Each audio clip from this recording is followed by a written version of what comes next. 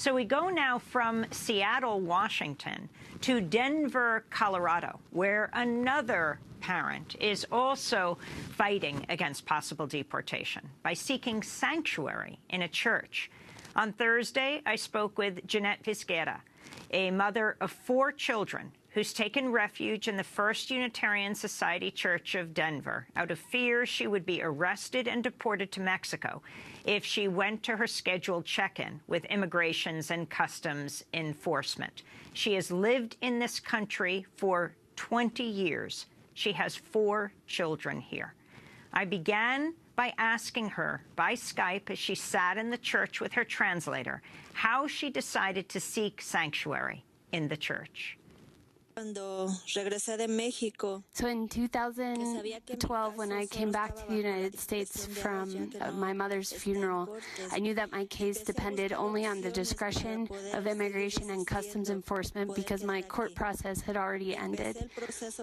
And I came back to the U.S., I knew that I was going to need to organize more protection, not only for myself, but for other people in the community.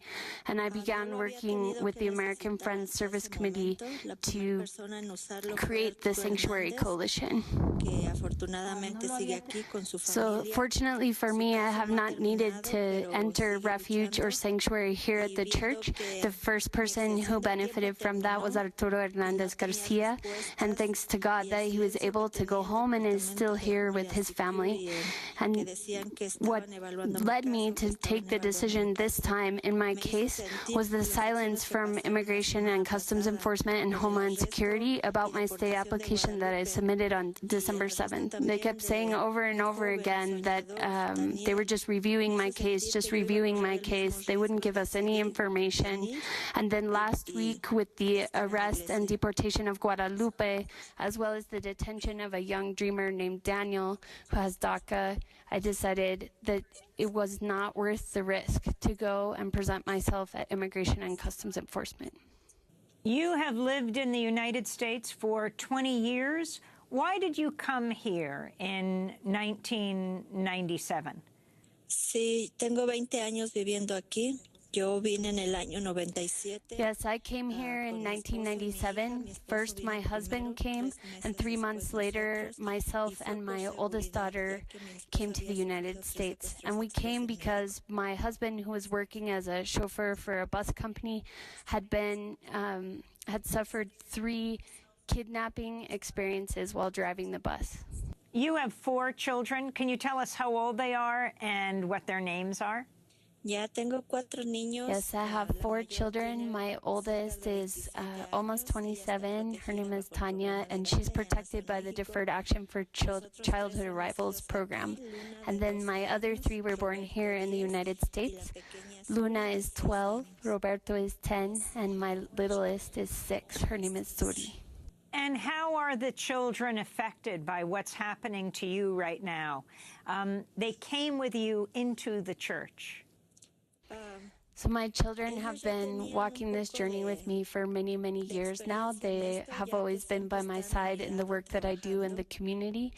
And so we have talked many times over the years about what would happen on a day like this. Ever since we founded the Sanctuary Coalition, I have talked with them about there might be a day that I would need to take refuge in the church. None of us were happy about the decision that came down yesterday from Immigration and Customs Enforcement. We were all hugging and crying together, but my children said to me, "I'm so glad that you are safe." And the difference for them is that I'm not deported to Mexico. And they kept saying, "You're in a safe place, Mama. It's going to be okay." What message, Jeanette, do you have for President Trump? So my message for President Trump is that he's doing a bad job administering the country. The decisions that he's making are a big mistake. And not only with the immigrant community from Latin America, but also communities from around the world, the Muslim community, Southeast Asian communities, and other communities. What would happen to this country if you lost the labor force of immigrants here in the United States who would pick crops, work in your hotels, restaurants, and construction, who would keep the engine of the economy moving forward. If he continues to target the immigrant community, it's this whole country that will suffer the consequences economically. So the other message that I would like to say to President Trump is, I'm just a mother who wants to work hard for her children and be with her family, and that's all that I've ever done in this country. And even though you have money and you have power, that money and power will not help you if your children are ever suffering, if they're ever sick. It won't change the fact that they're suffering harm. And I wish that you would think of the harm that you're causing my children. The other thing that I want to ask is, supposedly I'm a criminal because I drove without a license, because I had expired stickers on my car, because I had false documents to work and put food on the table for my children.